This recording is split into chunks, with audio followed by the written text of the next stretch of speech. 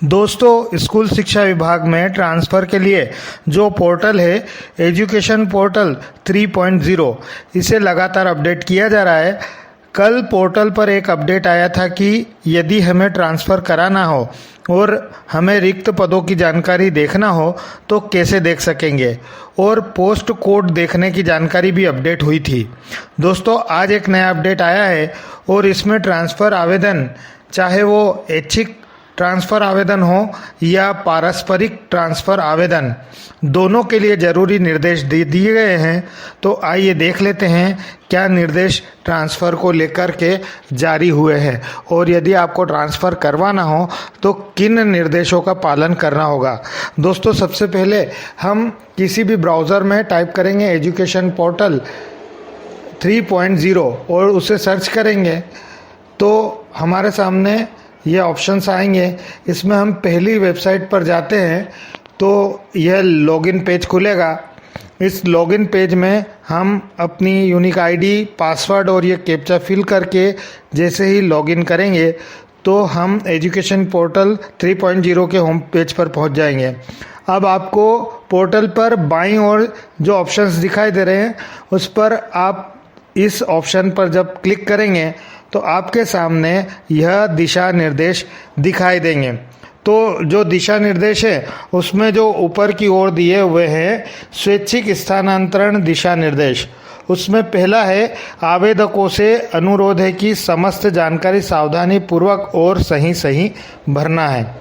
दूसरा जो दिया है, आवेदकों से अनुरोध है कि वह विभाग द्वारा जारी स्थानांतरण नीति के प्रावधानों के अनुसार ही ऑनलाइन आवेदन पत्र दर्ज करें। तीसरा है आवेदन पत्र भरने के बाद ड्राफ्ट आवेदन घोषणा पत्र प्रिंट कर उसे पर हस्ताक्षर कर पीडीएफ के रूप में अपलोड करने के उपरांत ही आवेदन स्वीकार किया जाएगा। तो आपको पहले आवेदन भरना है, फिर ड्राफ्ट आवेदन निकालना है प्रिंट आउट, और उस पर आपको आपके हस्ताक्षर करना है और फिर उस पीडीएफ को अपलोड करना रहेगा, तभी आपका आवेदन स्वीकार किया जाएगा। चौथा है आवेदन पत्र में गलत जानकारी प्राप्त होने पर आवेदन को निरस्त कर दिया जाएगा। पांचवा है आवेदन को भरने के पूर्व फॉर्म संबंधी समस्त दस्तावेज साथ में लेकर बैठे ताकि असुविधा से बचा जा सके। तो आपको सारे डॉक्यूमेंट्स लेकर के बैठना है। छठा है आवेदन पत्र में पीडीएफ फॉर्मेट का साइज़ 500 KB से अधिक न हो। जो भी आप पीडीएफ बनाएंगे वो 500 KB से अधिक की नहीं बनाना है। सातवां, यदि आवेदन स्वच्छ स्थानांतरण होने के पश्चात आगामी 3 शैक्षणिक सत्र तक विशेष परिस्थितियों को छोड़कर ऐसे आवेदकों के स्वैच्छिक स्थानांतरण आवेदन पर विचार नहीं किया जाएगा। मतलब 3 वर्ष तक जो है आवेदन आपसे दोबारा नहीं लिया जा सकेगा। आठवां है यदि आवेदक द्वारा अंतिम तिथि तक स्व घोषणा पत्र अपलोड नहीं किया गया तो आवेदन स्वतः ही रद्द कर दिया जाएगा। फिर नवा है आवेदन पत्र में गलत जानकारी प्राप्त होने पर आवेदन को निरस्त कर दिया जाएगा।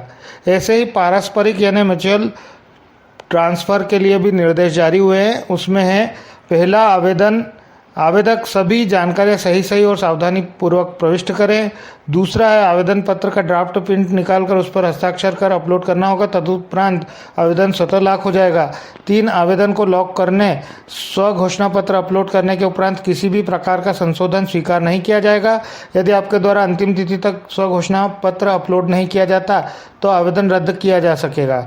और चौथा है पारस्परिक आवेदन में पद और विषय समान होना आवश्यक है। तो दोस्तों, जानकारी पसंद आई लाइक व शेयर अवश्य करें और ऐसी महत्वपूर्ण जानकारी के लिए चैनल से